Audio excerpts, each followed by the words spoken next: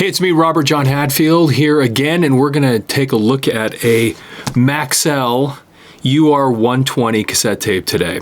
These are kind of interesting. Maxell was a really popular cassette tape brand back when cassette tapes were a big deal. And this one's pretty interesting because, you know, a lot of the most common tapes were the 60 and the 90-minute tapes, but then a lot of manufacturers made these 120-minute tapes. And this is an example of that, where there's actually a full hour on each side of this cassette tape. Now, what's interesting about this is they wouldn't add more tape in these cases to make the tape longer. They actually made the tape thinner so they could fit more, more tape on the spool. Now, that didn't always mean that it was going to be as high a quality, and some people would argue that it wasn't because they had to make everything that much more thin to be able to put that much tape, to basically an entire hour's worth of tape fitting inside this housing. So what we're going to do is, well, let's open it up. These cases, it came in a standard clear case like this here. And so here's the tape.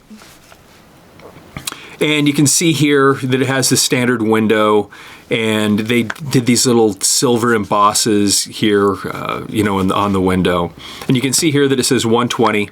And what we're going to do, let's go ahead and open this thing up so you can see what these tapes look like inside.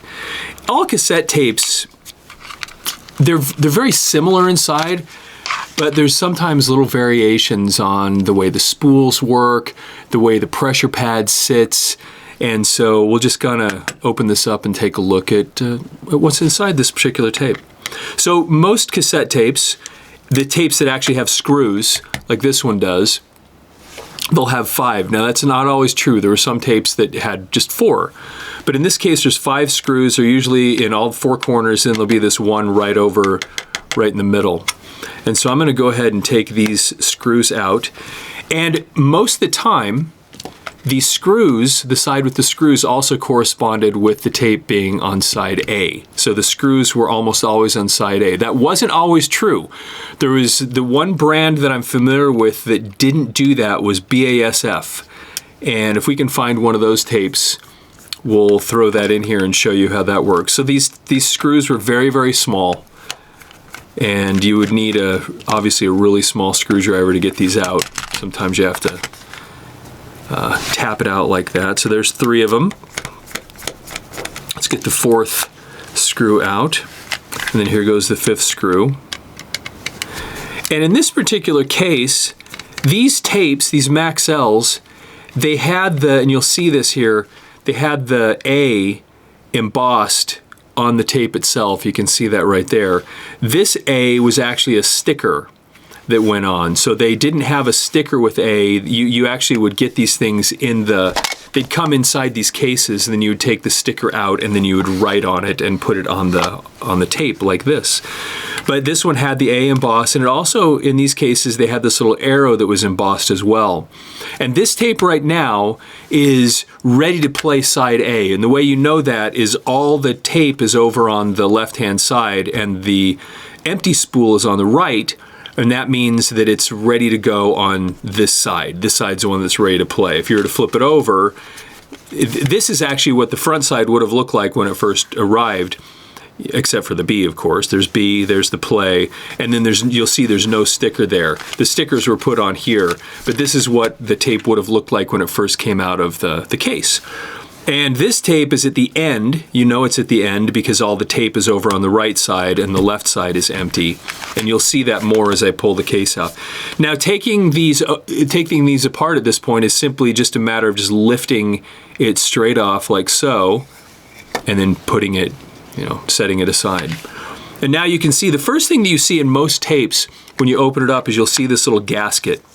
And what this gasket does is it keeps the tape from rubbing on the plastic. It's a slightly smoother surface, and it also puts just a slight amount of pressure on the tape inward on both sides, which makes it spool up really nice and tight. So if that gasket wasn't there kind of pushing in the tape on both sides just slightly, the tape wouldn't wind as smoothly. Look how smooth that is. This tape I know has been played many times too, and look how smooth it's wound on there. If you ever play reel-to-reel tapes, you'll notice that they rarely get that smooth. You'll see when you stop and rewind and move that it kind of gets a little bunched up. Now that's not always the case with cassettes. Some cassettes do that as well. But one of the purposes of this gasket, you can see there's this little texture. See if you can kind of tell the little ridges right there. The ridges, that whole section actually pushes out just slightly. And once again, that puts a slight bit of pressure on the tape so that when it's spooling up, it stays nice and uniform, nice and smooth. Now, the first thing you're going to see here is you'll see this clear tape right here, and this is called the leader. And in this case, you'll see that they've even put the A right there. I'm not sure you can see that in this camera, and maybe you can. You'll see that there's A right there, which means it's at side A. So if you just put this, we're about to play this tape, and you lifted it up like so, you would see, you know, that you were on side A if there was any question. I already showed you how you could tell. And then you'd see those arrows over here that would tell you that it was going to start playing in that direction. And then the way this would work is that, of course, the little mechanism inside the tape deck would then grab this, and it would start turning it, and then it would pull from one side to the other. And actually, we'll get a tape deck out one of these days, and I'll show you. It actually, weirdly, isn't, the spools aren't doing the pulling. There's this whole other mechanism in there called the capstan and the pinch roller that actually pulls the tape, and we'll talk about that on another video, and we'll show you how that works. But the other thing that's interesting, I'm going to pull this out of the way so it's not bothering us while we look at this, but there's these other things that are interesting to note inside of a cassette tape. The first thing are these little wheels. And in this case, they actually have these plastic posts, which you can see right there. And let me see if I'm going to hold it up so you can maybe see that a little more in 3 dimensions. There's a little post right there, and that holds this wheel. And this wheel actually spins freely. Not all cassette tapes did it actually spin. They would just kind of rub past it, and they'd have some sort of metal that was nice and smooth so that the tape wouldn't rub off so much. But in this case, it actually turns, and it helps the tape move smoothly through the cassette housing. And it has a spool on both sides, and then the way the tape goes is it goes past this post right here, through the spool, and then it goes across the pressure pad right here, through here, past that spool, past this post, and that's how the tape goes back and forth from reel to reel. And once again, you can see that these wheels come off. Now, a lot of tapes wouldn't have that little post as part of the structure.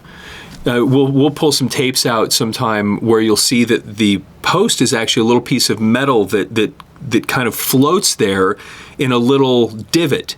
And it's kind of interesting how that works, and I'm sure we'll find some that we can show you. The other things that are really important to note, I'm going to grab a pair of tweezers here. It's always a good idea to really wash your hands good if you're going to be handling this stuff, which I do before I do these, but you still want to handle it as little as possible, just so you don't get any oils from your fingers and things in here. So this little structure right here, I'm going to pull this out. There's almost always a little piece of metal that floats right there. And this is an interesting thing. We have, because the way tapes record, there's actually magnetic information. That's the wrong word for it, but the playhead and record head, as the tape passes through it, there's a magnetic field being generated. Well, magnetic fields are bad for tape that you're not trying to record onto. In other words, if I took this tape and I set it next to a magnet, it would actually damage and destroy the audio that's on the tape. And so this little piece of metal is frequently found right in that spot. And this is a little barrier between what's going on here with the playhead and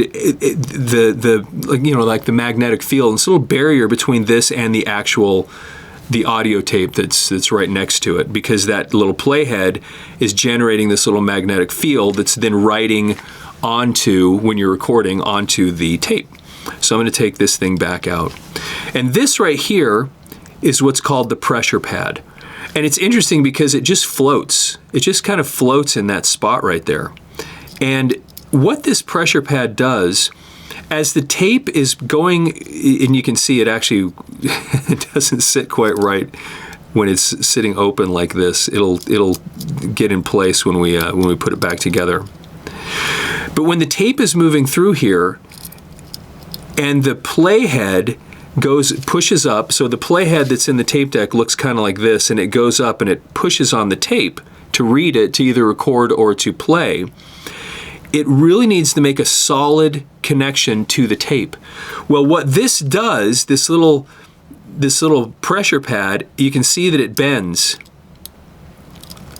And what that does is it makes sure that the contact that's being made between the head, yes, and the tape is nice and solid by putting this little piece of felt right there on this little bendable piece of metal. And then that right there is what gets you a nice solid connection between the playhead or the record head and the tape. So you're getting a nice, because once again, this is all physical connection. When these tapes are playing, it's actually touching things inside the player that's either writing or reading the magnetic information, for lack of a better word, that's either being recorded onto or played off of the tape. So it has to actually touch it, which creates some problems also, because you imagine the oxide. Let me see. This is a normal? I believe this is a normal tape. And what I mean by that, there were several different types of tapes. There were normal, which was, I think it was called ferrite oxide.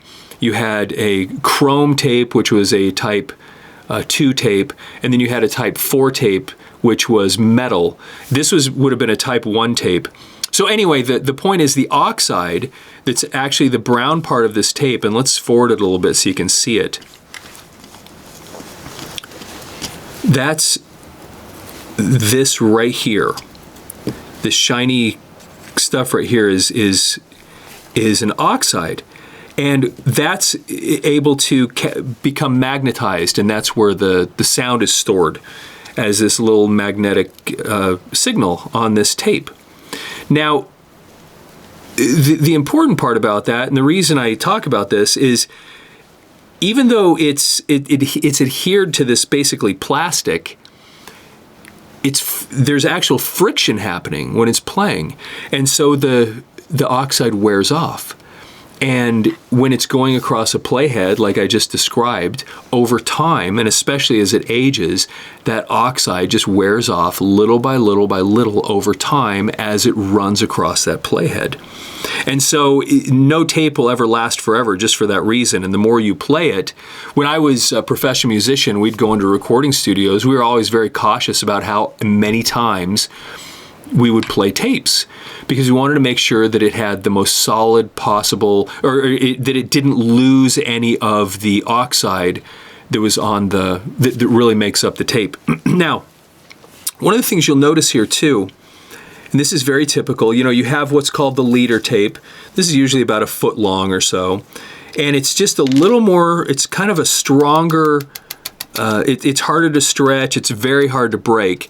And they always put this at the beginning of the tape. And the reason they'd put this stronger tape at the beginning was mainly to protect the actual oxide tape. So that when you were rewinding it, for example, and it's spinning, and then it stops, what's actually getting pulled on is this and not this. This clear kind of useless tape, there's no sound on it, and that actually protects the oxide tape. Now, the one thing you'll notice here that's kind of interesting, and I'm going to make sure this is on the right side, you'll see on this side that you'll see this little piece of white. And what that is it connects the leader tape, and you'll see if you flip it over, you'll see it's basically just a piece of tape tape, kind of like Scotch tape. And it's what's holding the leader tape to the actual oxide tape. So it's basically those two things. They're not being held together by glue, and they're being literally held together by a piece of tape. Now, one of the most common things that happens to a cassette tape over as it ages is that this adhesive, this little piece of tape, because it literally really is, it's almost exactly like a piece of Scotch tape.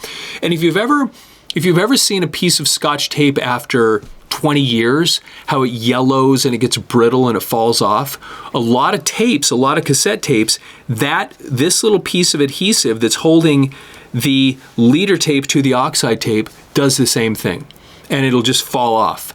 And so a lot of times when people send tapes into our studio at Audiomover, and they'll tell us that the tape broke, this is what happened. Just it aged, it got older and older, and over time, the adhesive just broke down, and the tape, and it just broke.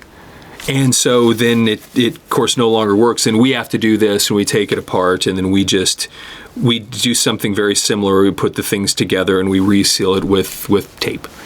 And it's the same exact principle.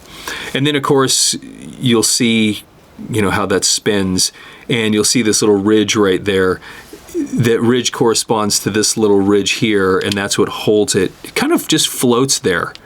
And once you close it, it just holds the reel kind of in place from both sides. You'll see there's another gasket on the opposite side, just like this one on this side that I showed you a second ago. And then there's a couple other little things here, like you'll see this little post there that corresponds to that little hole. And that just helps when you put these cases together, just helps seal it and make sure that it's all, lined up really well. So what I'm going to attempt to do right now is I'm just going to put it back together. And the way this little shield is put together, it actually has these little ridges. In this case, most of the time, the way this is set up is that the pressure pad kind of gets held firmly in place because of these little ridges. And sometimes that gets a little bit challenging. It gets challenging putting these together because this tape is so flimsy, especially on these 120-minute tapes. It's so thin and it's so flimsy that, you can see right here, just the way I was holding it and moving it, it gets hard to hold in place when you're trying to get it all put back together. So I'm going to try to do that real quick. We'll put this back together. And while I'm doing this, of course, don't forget to like and subscribe to our channel, and leave any comments if you have any questions or thoughts or things that you'd like to hear more about on these tapes as we make these videos. We'd love to do it. We have a lot of cool videos. I think we put out one a couple of years ago that's called "Why is an 8-track tape called an 8-track tape?" And if you don't know the answer, I have a whole video about that. And we have, I think that thing's amazed me. I made it, and I wondered if maybe 50 people would ever watch it. And it's up over like 70,000 views now, which blows me away that people would care that much, be interested in that. So I'm going to just spool this back up. Whenever you're closing these things up, it's very difficult to close if you have the oxide tape running through. You usually want to have the leader tape going through here, because you need something that's a little more solid as you try to close the housing back up. And of course we don't want it flipping to the wrong side, so we're going to set that back in place. I might have to get down and look at this really closely here so I can make sure that we've got all these pieces being put together correctly. So we move that out of the way. Let's get this guy back in place there. That kind of sets right there. Let's get this pressure pad. Once again, I'm going to get in here a little closer and make sure that I've got this right. Yeah, so it won't flop around as much now that I've got this thing in place. You'll see that it's kind of a little more solid than it was a second ago. And that's because these little ridges kind of hold it a little tighter.